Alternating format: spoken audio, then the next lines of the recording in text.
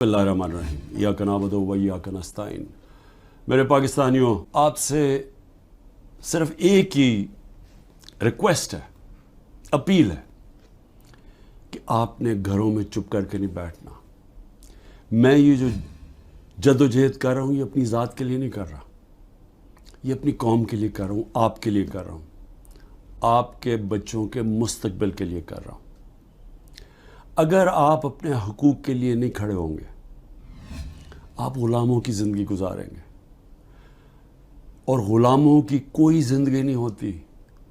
ग़ुलाम ऐसे होते हैं जैसे चूंटियाँ ज़मीन पे होती हैं, उनके ऊपर परवाज़ नहीं होती। और ये बड़ी ख्वाब का नाम था पाकिस्तान, नारा था ला इलाहा इल्लल्लाह। पाकिस्तान का मतलब क्या कि हम कोई इंसान के सामने नहीं झुकते। ला इलाहा इल्लल्लाह इंसान की ग़ुलामी से हमें आज़ाद करता है।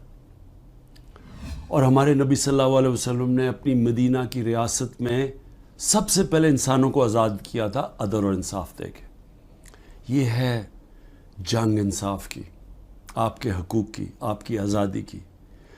और कभी भी याद रखें, कोई आज़ादी प्लेट में रख के नहीं देता।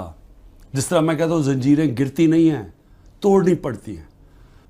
कि आपको आपका हक नहीं मिलता, और वो सबसे बड़ा फंडामेंटल राइट है वोट के ज़रिए अपनी हुकूमत मुंतखब करना, ना तो किसी और कोई कब्ज़ा ग्रुप इस मुल्क के ऊपर कब्ज़ा करके बैठ जाए जो आज कब्ज़ा करके बैठे।